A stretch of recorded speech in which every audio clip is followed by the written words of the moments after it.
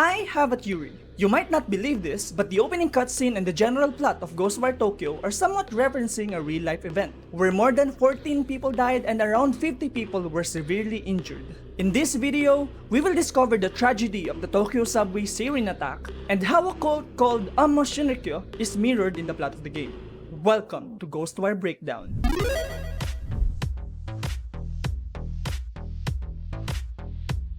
To understand the correlation between the events I mentioned earlier, let us review the plot of the game, focusing on Hanya and his beliefs and intention. So, there are major spoilers ahead.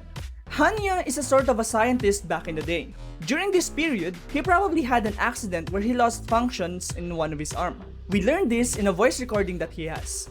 I believe he meant it as an act of kindness, given the restricted movement of my hands. He never directly says such things, but he's certainly aware of the accident. In any case, I'm going to use this as a journal of my thoughts. He had a wife that was ill to the point of death, which didn't sit well with Hanya. I'm in a terrible mood. I haven't slept in 2 days. My wife's condition is not good. At this point, she can neither speak nor move. Does death always arrive so suddenly? He was reminiscing one moment when he suddenly remembered the law of conservation of energy, which states that energy cannot be created nor destroyed, that it can only be converted from one form into another. With every passing second, the hotcakes grow colder and colder, just like her soulless body. Absurd. Things cool off because heat transfers from one source to another. The energy itself doesn't just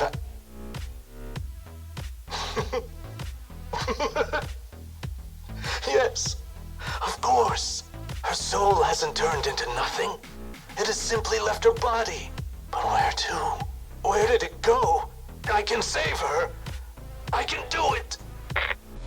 With this idea, he concluded that his wife's soul must be around somewhere and needed rescuing. So he tried to figure out how to rescue his wife using methods that are slowly getting unreasonable as his mind slowly descends into insanity and desperation, up to the point where he killed his own daughter Erika as a sacrifice for whatever he's doing. From the voice recordings, we can also tell that Hanya hated the human body and considers it a weakness. I feel some guilt about it, but I'm not doing this for my wife alone. Far from it. Our physical bodies are like shackles on our lives, and I will liberate us from that imprisonment. I will save all humanity. I will be the salvation of every last transient soul. Thus, instead of just reviving his dead wife, he changed his goal into merging the living realm and the spirit realm, so he, his wife, and the daughter that he killed could be all together in a paradise that he will create. So Hanya brought upon the Vanishing, which basically harvested the soul of the people in Shibuya to power up his evil plans, as we saw from the ending of the game, using this fog thing stuff. You're probably noticing that I'm highlighting certain phrases using types, and that is because those are the bits that have very strong correlation with the things that we will discuss in this next section. On March 20, 1995, a cult called Amo Shinrikyo executed 5 attacks on trains from Taito Rapid Transit Authority. This attack initially killed 14 people, injuring 50 where some of them died afterwards, and temporarily injuring 1,000 others using a chemical weapon called sarin. Sarin is a nerve agent that attacks your neuromuscular functions, disabling your body to perform vital functions like breathing. It is a lethal compound in a form of a liquid that have high volatility, which means that it can evaporate really quickly and it can kill a human being in just 10 minutes upon inhalation. Now you might be asking, how is this related to the Vanishing aside from it being a gas attack? And I will answer that by pointing to the person who led that attack. This attack was ordered by the leader of the Amo Shinrikyo cult, Shoko Asahara.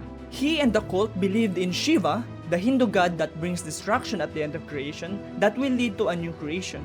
They also believed that Armageddon is inevitable in a form of another world war involving the US and Japan, and that the only way to be saved from this is with the doctrine of Powa, which states that the people with bad karma are doomed to an eternity in hell unless they were rebirthed through intervention by the enlightened people, which means that you can only be saved if you got killed by the cult members. This mirrors what Hanya said in the opening cutscene of the game, where he sees himself as the enlightened one that can rescue the people from damnation.